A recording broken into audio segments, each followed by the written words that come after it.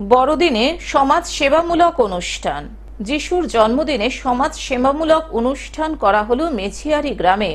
এই গ্রামে আসলেই বিভিন্ন রোগের ওষুধ দেওয়া হয়। এই গ্রামে কেমন অনুষ্ঠান? এই গ্রামের নাম কেমন লাগছে? কি অনুষ্ঠান হচ্ছে? 25শে ডিসেম্বর পূর্ব বর্ধমান জেলার কাটোয়া 2 নম্বর ব্লকের করুই অঞ্চলের মেঝিয়ারি গ্রামে যীশুখ্রিস্ট আশ্রমে প্রভু যিশুর জন্মদিন পালন করা হলো। বড়দিন উপলক্ষে যীশুখ্রিস্ট আশ্রমের প্রধান উদ্যোক্তা বিশ্বজিৎ মল্লিকের পক্ষ থেকে সাংস্কৃতিক অনুষ্ঠান করা হলো মেঝিয়ারি গ্রামে। এই সংবাদ তার মাধ্যমে মাকে এনেছিলাম। আমার মা অসুস্থ ছিল, প্রভুর মহিমা এবং আশীষের মাধ্যমে এখানে সম্পূর্ণভাবে আমার মাকে ফেরত পেয়েছি এবং মা সুস্থ আছে।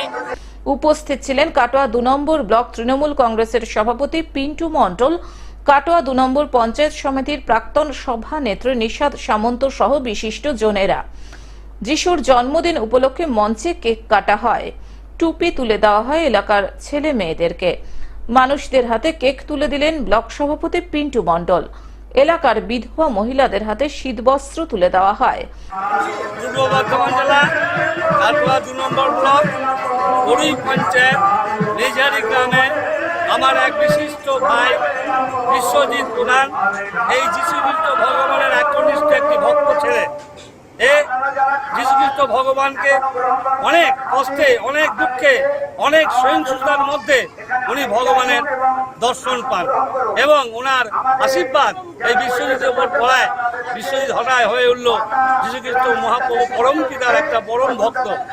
এই ভক্ত আশেপাশে যতগুলো গ্রাম আছে, দুটো অঞ্চল করুই এবং পলসনা, দুটো অঞ্চলের সমস্ত রোগগ্রস্ত এবং পূর্ব বর্ধমান কাটোয়া 2 নম্বর ব্লকের করুই এবং পলসনা অঞ্চলে এই মেঝিয়ারি গ্রাম বিশ্বজিতের এই আমাদের আশ্রম, যেটা হচ্ছে পরম পিতা যীশুখ্রিস্ট ভগবানের যে আশ্রম, এই আশ্রমে শয়ে শয়ে লোক আসেন।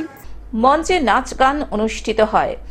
এই অনুষ্ঠান দেখতে পূর্ব বর্ধমান জেলার বিভিন্ন এলাকার মানুষেরা ভিড় জমান মেঝিয়ারি গ্রামে। এই যীশুখ্রিস্ট আশ্রমে আসলে বিভিন্ন রোগের ওষুধ দেওয়ার পর সমস্যার সমাধান হচ্ছে বলে জানালেন ভক্তরা।